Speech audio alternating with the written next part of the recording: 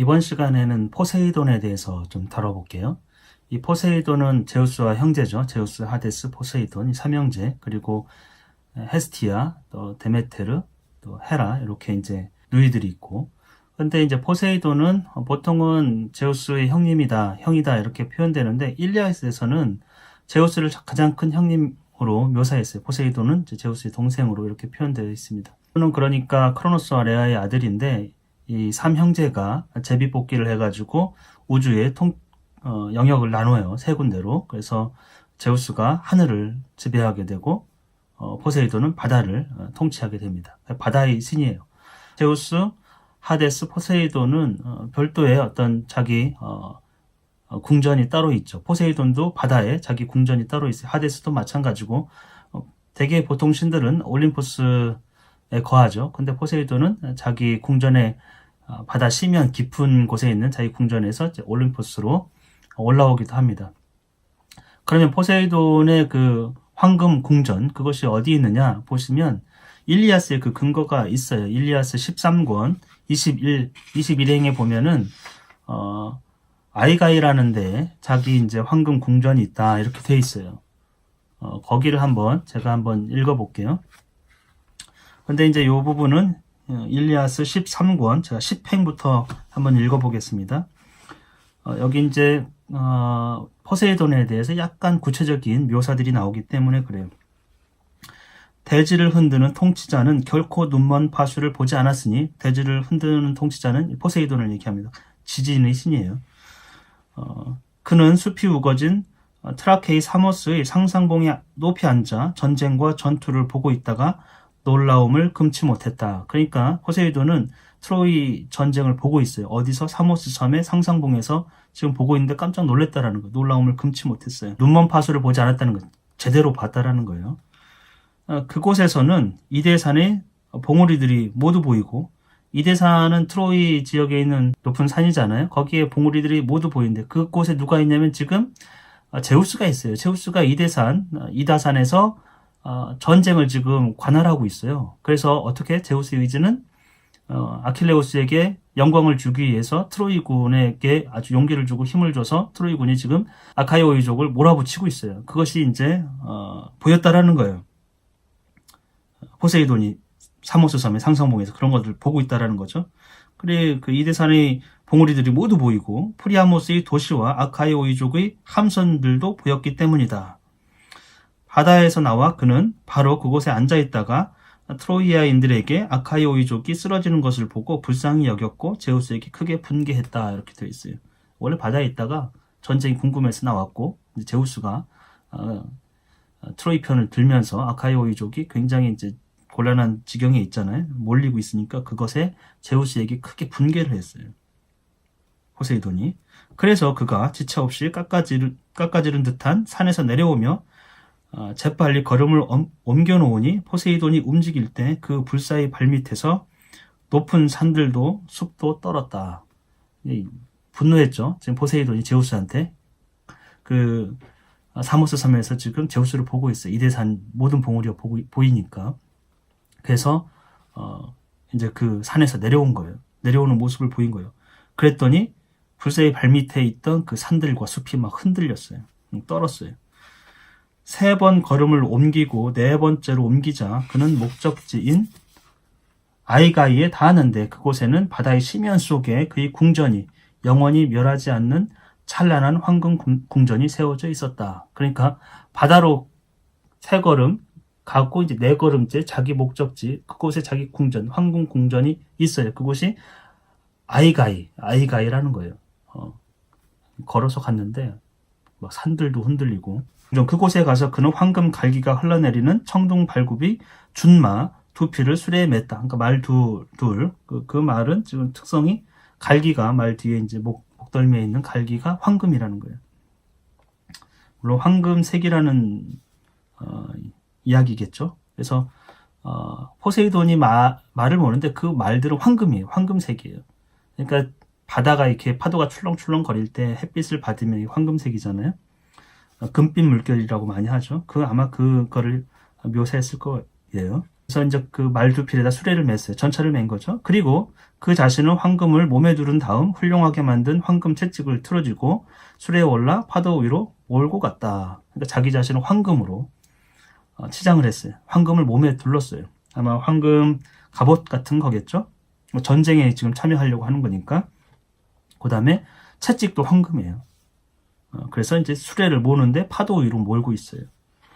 그러자 바다 짐승들이 주인을 알아보고 주위의 시면에서 솟아올라 그의 발밑에서 껑충껑충 뛰었고 바다도 기쁨에 넘쳐 그를 위해 갈라섰다. 포세이돈이 궁전에서 나가자 말을 타고 수레를 타고 나가자 어떻게 됐어요? 바다 짐승들이 주인을 알아보고 주인이 이제 움직이는 걸 알아봤어요. 막 껑충껑충 뛰어요. 바다 밑에서부터 올라와가지고 그래서 사실 이제 포세이돈이 돌고래를 그 상징으로도 하는데 바다에서 껑충껑충 뛰는 모습, 기뻐 뛰는 모습을 보고 있죠. 바다 자체도 바다의 어떤 동물들뿐만 아니고 바다 자체도 지금 기쁨에 겨워가지고 그를 위해 갈라섰다 되겠어요. 길을 낸 거예요. 바다가 지금 길을 내고 있어요. 갈라섰어요. 그리하여 그들이 나눈 듯이 달려가니 아래쪽의 청동 굴대에는 물에 젖지 않았고 말들은 발걸음도 가벼이 아카이오이족의 함선들로 그를 싣고 갔다. 그래서 이제 테네도스 그 섬에다가 테네도스와 임보로스 중간에다가 그 중간에 있는 깊은 시면에다가 동굴이 하나 있었대요. 그곳에 이제 말을 세워놓고 자기는 이제 전쟁터로 나아가는 모습을 볼 수 있어요. 호메로스가 일리아스에서 표현한 포세이돈의 모습이에요. 굉장히 거대합니다. 그러면 아이가이가 어디냐? 아이가이는 그리스 에오보이아 섬이 있거든요. 이 섬이에요. 이게 조금 떨어져 있어요. 에오보이아 섬인데 그 섬 서쪽에 있는 도시에 그 근처에 바다 깊은 곳에 포세이돈의 궁전이 있어요. 그리고 그곳은 아울리스라고 그 그리스 아카이오이족이 트로이 전쟁을 하기 위해서 배들이 모인 곳이잖아요. 결집한 곳. 그곳에 아울리스라는 항인데 그 맞은편에 있어요. 아울리스 항 맞은 좀 멀긴 하지만 마주보고 있는 그 편에 이제 아이가이라는 그곳이 있는데 그 앞바다 그 주변에 이제 포세이돈의 궁전이 있다. 이렇게 보시면 될 것 같고 엄청 먼 길을 4걸음이 왔어요. 신이기 때문에. 그리고 포세이돈은 이 바다라는 거는 대지를 감싸고 있거든요. 그래서 감싸고 그리스인들 생각에는 떠받치고 있다. 그래서 이 땅이 흔들리는 거는 밑에 물이 있기 때문에 그 액체죠. 그렇기 때문에 흔들린다고 본 거예요. 지진의 현상은 만약에 완전하게 견고하게 서 있으면 지진이 일어날 수가 없잖아요. 바다라는 거는 대지를 감싸고 또 떠받치고 있어요. 그리고 땅을 흔드는 그 지진을 일으키는 그런 곳이고 또 거대한 폭풍, 태풍 이런 것들을 몰고 오는 곳이에요. 그런 일을 누가 합니까? 예. 그런 자연 현상들을 관장하는 신이 바로 포세이돈이 되겠어요. 그래서 포세이돈은 바다를 다스리지만 그로 인해 가지고 또 지진과 폭풍과 또 대지를 떠받드는 그런 신이고 완전히 거대한 모습 그런 것들을 상상해 볼 수 있어요. 포세이돈의 상징이 삼지창인데 그 삼지창이 왜 포세이돈의 상징일까 이런 이제 의문이 들고 이것에 대해서 여러 가지 이론이 있어요. 이견도 있고 뭐 3이라는 숫자가 완전수이고 그것이 특별한 고대사의 의미를 가지고 있기 때문에 삼지창이다 이런 얘기도 있지만 실제로 이게 파도가 일어나는 거 보면은 이게 봉우리들이 이렇게 솟구치거든요. 하얀 봉우리들. 그러니까 파도가 이렇게 한 줄로 이렇게 오는 건 아니잖아요. 계속 물결과 물결이 부딪히면서 그런 약간 솟아난 어떤 파도가 솟아날 때 용솟음치는 그런 산 같은 모습들, 봉우리처럼 보이는 그런 것 때문에 그렇지 않을까? 파도의 모습에서 삼지창이 왔을 가능성이 굉장히 좀 크고 또 포세이돈의 상징이 말이에요, 말. 근데 이 말은 바다하고 무슨 관계가 있는가? 파도가 치는 모습이 그 말이 바다에서 이렇게 막 달리잖아요. 강물이나 바다를 달릴 때 그 파도 치면서 물결을 일으키고 아주 힘찬 그런 모습 그런 것을 좀 표현한 것이 아닐까 이런 생각이 좀 들기도. 포세이돈은 파도를 타고 오잖아요. 그쵸? 그거를 말을 타고 말이 지금 수레를 끌고 가는 그런 모습을 일리아스에서도 볼 수 있어요. 또 다른 설명에 의하면 원래 말은 해안가에 있는 사람들 특히 그리스 본토에서는 약간 어울리지 않는 동물이거든요. 왜냐하면 거기는 산악지대, 대부분이 산악지대이고 또 섬이 많아요. 그러니까 말을 키울 만한 딱히 그런 곳이 별로 없어요. 사실 말은 북쪽에서부터 이제 수입된 것이죠. 북쪽에서부터 내려온 것인데 원래 그 섬 지역에 또 해안 지역에 살던 원래 선 주민들, 그 주민들이 믿던 포세이돈은 신이 아니고 외부에서 왔는데 북쪽 지방에서 온 거예요. 북쪽계요. 그러니까 인도 유럽어족 사람들이 내려온 거죠. 그들은 실제로 그리스 사람들은 자기들을 헬라스라고 해서 헬렌의 그 후손이라는 거예요. 그들은 북쪽에서 내려왔어요.